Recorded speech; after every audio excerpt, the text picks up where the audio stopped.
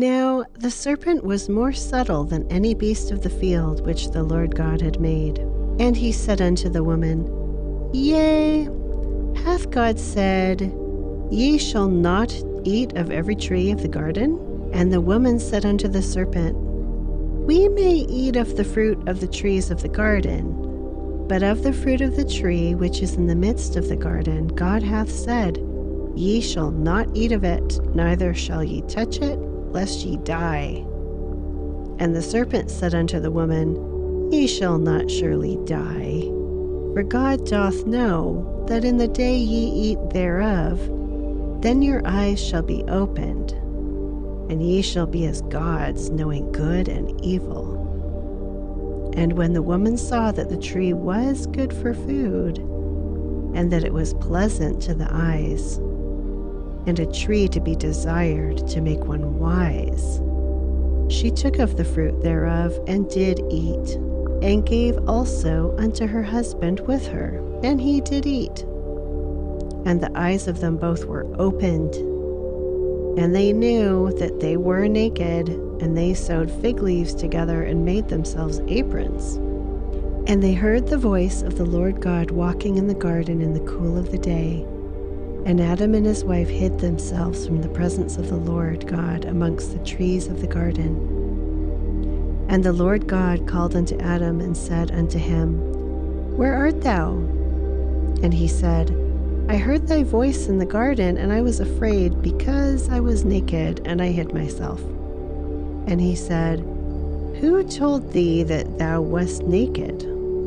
Hast thou eaten of the tree whereof I commanded thee that thou shouldest not eat? And the man said, The woman whom thou gavest to be with me, she gave me of the tree, and I did eat. And the Lord God said unto the woman, What is this that thou hast done? And the woman said, The serpent beguiled me, and I did eat. And the Lord God said unto the serpent, Because thou hast done this, thou art cursed above all cattle, and above every beast of the field. Upon thy belly thou shalt go, and dust shalt thou eat all the days of thy life. And I will put enmity between thee and the woman, and between thy seed and her seed.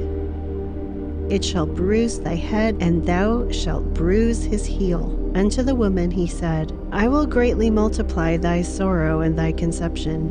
In sorrow thou shalt bring forth children, and thy desire shall be to thy husband, and he shall rule over thee. And unto Adam he said, Because thou hast hearkened unto the voice of thy wife, and thou hast eaten of the tree of which I commanded thee, saying, Thou shalt not eat of it, cursed is the ground for thy sake. In sorrow shalt thou eat of it all the days of thy life. Thorns also and thistles shall it bring forth to thee, and thou shalt eat the herb of the field. In the sweat of thy face shalt thou eat bread, till thou return unto the ground, for out of it wast thou taken. For dust thou art, and unto dust shalt thou return. And Adam called his wife's name Eve, because she was the mother of all living. Unto Adam also and to his wife did the Lord God make coats of skins, and clothed them. And the Lord God said, Behold, the man is become as one of us, to know good and evil, and now lest he put forth his hand, and take also of the tree of life, and eat and live forever. Therefore the Lord God sent him forth from the Garden of Eden, to till the ground from whence he was taken. So he drove out the man, and he placed at the east of the Garden of Eden cherubims, and a flaming sword which turned every way, to keep the way of the tree of life.